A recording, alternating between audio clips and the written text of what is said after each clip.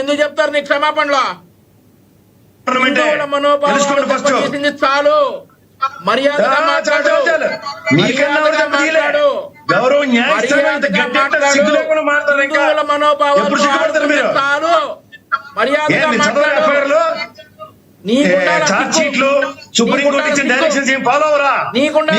రాజ్యాంగాలు ఉన్నాయా? SIT report చదువు, ఏమిచ్చిందో సుప్రీంకోర్టు. దమ్ముండే చదువు, చదువుతారా? ఎన్ని పేరు చదవమని చెప్పు, ఏ పేరుతో చదవమని చెప్పు.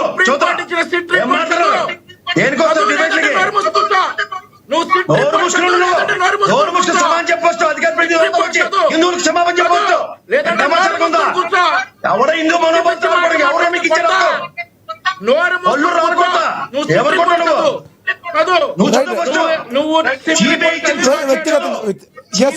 వ్యక్తిగతంగా ప్రసాద్ గారు కాసేపు ఆగండి. వంశీ గారు ప్రసాద్ గారు ప్లీజ్. వంశీ గారు ప్రసాద్ గారు ప్లీజ్, వ్యక్తిగతంగా అనుకోకండి. ఇప్పుడు వంశీ గారు వ్యక్తిగతంగా వద్దు ప్లీజ్. చదివి వినిపించమనండి. చదువుతున్నా చదువు. నీకు ఇస్తా అదర్వేషన్ probabilities of for the sake of colour, for the sake of దాని జుట్టుగా ఉండడానికి మైట్ బి యూజ్డ్ పర్మనెంట్ ఇదన్నది ఎవరు? ఒక ప్రమోషన్ కంపెనీ, అది తెలుసుకుని మాట్లాడండి. క్లీన్ చిట్ ఎవరిచ్చాడా? క్లీన్ చిట్ ఎవరు?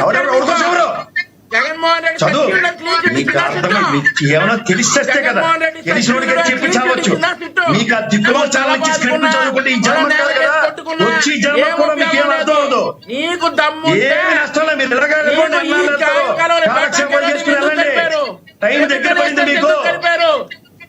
ఫైనల్ సప్లిమెంటరీ ఛార్జ్ షీట్ చదువుకో. ఫైనల్ సప్లిమెంటరీ ఛార్జ్ షీట్ చదువుకో. ఏమిచ్చారు చదువు. ఆ దిక్కుమాల కంపెనీ 2018లో ఎత్తికి పెట్టింది. ప్రతిసారి టెండర్ పార్టిసిపేషన్ మీ వాళ్ళే, పార్ట్నర్స్ మీ వాళ్ళే. ఇలాగే చూపించావు సాక్షి టీవీలో కూడా కూర్చుని. చెప్తా ఇక చూసుకో.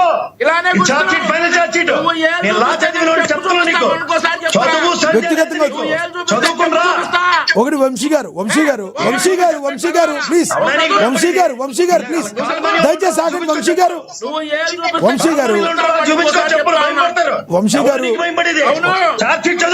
ప్రసాద్ గారు, వంశీ గారు ప్రసాద్ గారు, వంశీ గారు వ్యక్తిగతంగా అవుతూ ప్లీజ్. వంశీ గారు టాపిక్ లోకి వచ్చేయండి. వంశీ గారు టాపిక్ లోకి వచ్చేయండి ప్లీజ్. సరే, అన్ని బయటపడినాయి. సిట్టు మొత్తం చెప్పింది. జగన్మోహన్ రెడ్డి సచివుడు అని చెప్పలా సిట్టు. జగన్మోహన్ రెడ్డి సచివుడు సుప్రీంకోర్టు ఇచ్చింది కూడా చదవడం రాకపోతే ఏం చేస్తారు? సిబిఐ ఫైనల్ ఛార్జ్ షీట్ సుప్రీంకోర్టుకి ఫైల్ చేసింది. పెద్ద ఫోన్ కదా, చదువు చాట్లాగా ఉంటుంది. చదువుకు నేను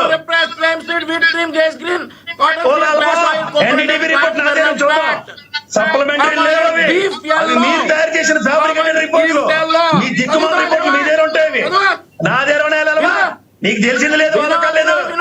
మీకు మీ దగ్గర కూర్చొని కార్యక్రమాలు చేసుకోవాలి. మీ దగ్గర ఫ్యాబ్రికేటెడ్ రిపోర్ట్లు మీ మోహాలు కానుంటాయి. ఒరిజినల్ ఛార్జ్ షీట్ చదువు. ఒరిజినల్ ఛార్జ్ షీట్ చదివిరా. నిన్నెవడో వినడు. వంశీ గారు ప్రసాద్ గారు టాపిక్ మీదకి వచ్చేద్దాం. వంశీ గారు టాపిక్ మీదకి వచ్చేయండి ప్లీజ్. టాపిక్ లో గోలొద్దు, ఈ అక్రమ సంబంధాలు గోలొద్దు. కేఎస్ ప్రసాద్ మూర్ఖుడి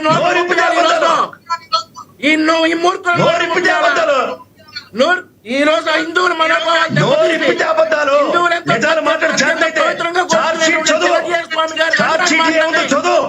మీరు ఊరుకుంటారా? హిందువులు దైవాంశ సంబూతులుగా కొలిచేటటువంటి చిన్నజీఆర్ స్వామి గారిని, పెద్దజీఆర్ స్వామి గారిని నేను ఇష్టానుసారం మాట్లాడుతుంటే మీ ఛానల్లో మీరు ఊరుకుంటారా? ఒక్కటి అండి, ఎవరిని కూడా కించపరచకూడదు. ప్రసాద్ గారైనా వంశీ గారైనా ఎవరైనా హుందాగా మాట్లాడుకోవాలి. ఎవరు కించపరిచారు, ఎవరు ఊరుకోరు, ఎవరు కించపరిచే ఉద్దేశాలు ఎవరికి ఉండవు. ప్రసాద్ గారు మీరు పెద్దలు మాట్లాడకూడదు. ఎందుకు గట్టిగా మాట్లాడుతున్నారు ప్రసాద్ గారు? పథకానికి సేవకు వచ్చినాడు ఎవడు? ప్రసాద్ గారు పనిచేసినోడే. మీరు ఊరుకుంటారా లక్ష్మణ్ ప్రసాద్ గారు ఇప్పుడు ఎక్కువ మంది అభిమానించే వాళ్ళని ఏకవచనంతో మాట్లాడితే మీలాంటి వాళ్ళకి పరిపాటి కాదు అది. ఖచ్చితంగా ఆగమ శాస్త్రం విరుద్ధం జరిగింది అక్కడ. మీరు ప్రసాద్ గారు వేరే వాళ్ళ మనోభావాలు దెబ్బతినేటట్టు మీరు అలా ఒకేసారి ఏకవచనంతో మాట్లాడితే ఎలా చెప్పండి? తప్పది. హిందూ దేవదేవుడి యొక్క ప్రసాదం కైంకర్యం. ఊరుకుంటారా? దేవదేవుడి కైంకర్యం. ఎవరికి ఊరుకోమండి. ఎస్ మళ్ళీ మాట్లాడతాం ఇద్దరితో. ఎస్ ప్లీజ్, టాపిక్ ఎట్నుంచేటో వెళ్ళిపోతుంది, మళ్ళీ మీ ఇద్దరితో మాట్లాడతాను. ఎస్ ఎస్ బాధ్యత వహించే హిందూ తప్పు చేసినట్లు క్షమాపణ చెప్పొచ్చు. జంతువులకు అవకరించడం చెప్పిన చంద్రబాబు గారు క్షమాపణ చెప్పవచ్చు. ఒక్కటి ప్రసాద్ గారు వంశీ గారు వంశీ గారు ఒక్కటి గుర్తుంచుకోవాలి. ఎవరు కూడా ఎవరిని కూడా వ్యక్తిత్వ హననం చేయకూడదు. ప్రసాద్ గారు మీరు కూడా ఇందాక చిన్నజీయర్ స్వామిని గడి తింటున్నారా, గడికి బలిదవుతున్నారా మాట్లాడారు. అది కొంతమందికి నచ్చదు సార్. మీరు కూడా అలా మాట్లాడకూడదు కదా ప్రసాద్ గారు. చిన్నజీయర్ స్వామి, పెద్దజీయర్ స్వామి దైవాంశ సంభూతులు. వారిని ప్రసాదం విషయంలో ఏం మాట్లాడారు? రైట్ దీని గురించి మళ్ళీ మాట్లాడదాం, ఈ టాపిక్ గురించి. ఎస్ వంశీ గారు దయచేసి సాగండి. ప్రసాద్ గారు వంశీ గారు దయచేసి టాపిక్ మీద కంక్లూడ్ చేయండి. లక్ష్మీకాంత్ గారు ఎస్ మళ్ళీ ఇస్తాను. మ్యూట్ చేయండి కాస్త. టాపిక్ ఎట్నుంచో ఎటు వెళ్ళిపోతుంది, దయచేసి అర్థం చేసుకోండి. ఎస్ లక్ష్మీకాంత్ గారు టాపిక్ మీద కంక్లూడ్ చేయండి. సార్, ఇప్పుడు ఇందాక రాగడ లక్ష్మణరావు గారు మాట్లాడినా కానీ, లేదంటే ఎస్ ప్రసాద్ గారు మాట్లాడినా కానీ మీరు ఎట్లా ఉందంటే ఇమీడియట్లీ యాక్షన్ తీసుకోమని ఈయన అంటారు. ఆయన ఏమో పక్కలేస్తున్నారా అని చెప్పేసి మాట్లాడుతున్నారు. ఇది మనం ప్రజల్లోకి నిజం మాట్లాడుకునే విషయాల్ని ఇట్లాగా దారుణంగా ఏదో విమర్శలు చేసినట్టుగా పక్కలేస్తున్నారు అన్నట్టుగా మాట్లాడితే వాళ్ళ కాకుండా మేము మాట్లాడాలంటే ఏమిటో మాట్లాడుతాం. మేము ఎప్పటి నుంచి అయినా కానీ జనసేన తప్పు ఒకటే, తప్పు ఎవరు చేసినా గానీ ఉపేక్షించేది లేదు. దానిలో భాగంగా ఢిల్లీలో ఉన్నా కానీ 24 గంటలు తిరగకుండానే కమిటీ చేశారనేది ఒక విషయం అయితే గుర్తుపెట్టారు. ఇంతకుముందు మరి హయాంలో మరి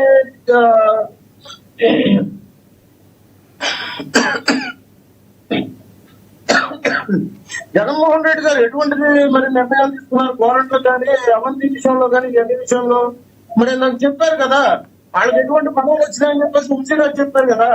మరి అట్లాంటప్పుడు ఇంకో మాట మరి మన రాగడ లక్ష్మణరావు గారు, అంబటరావుకు సంబంధించిన వ్యక్తులు ఎవరైనా కానీ యాప్ కోసం ఏ ఆడపిల్లైనా బయటకు వచ్చిందంటే వచ్చింది. నేను సాక్ష్యం.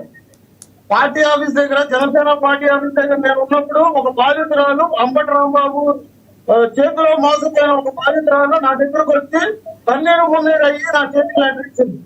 ఆమె ఒక బ్యూటీషియన్ ఆడపిల్ల కాబట్టి నేను ఇంకా పేరు ప్రస్తావించట్లా.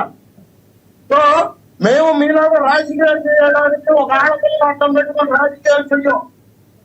అర్థమైందా? ఇది ఒకటి గుర్తుపెట్టుకోండి. ఇక్కడ మొత్తం నిజాలు తెలిసిన తర్వాత నేను మాట్లాడతాం. జగన్మోహన్ రెడ్డి గారు మాట్లాడారు కదా, దాన్ని ఏమంటారు మీరు? లక్ష్మీకాంత్ గారు జగన్మోహన్ రెడ్డి గారు మాట్లాడారు కదా, వాడు అరవ శ్రీధర్ అనేవాడు వాడు ఒక రేపిస్ట్ అని మాట్లాడారు కదా, దాన్ని ఏమంటారు మీరు? అదే నేను అంటుంది. వాళ్ళకి సంబంధించిన బాధ్యతలు మా దగ్గరకు వస్తే మేము వెనక పంపిస్తున్నాం. రాజకీయం ఆడపిల్ల పెట్టుకొని మేము రాజకీయం చేయకూడదు, ఏదైనా ఉంటే చట్టసభలో మేము చూసుకున్నామా, పోలీస్ స్టేషన్ ఎలా ఉన్నామా అని మేము చెప్తున్నాం. వీళ్ళు ఏం చేస్తారంటే మీడియా ప్రతినిధులు పంపిస్తారు, రాజకీయ నాయకులు పంపిస్తారు.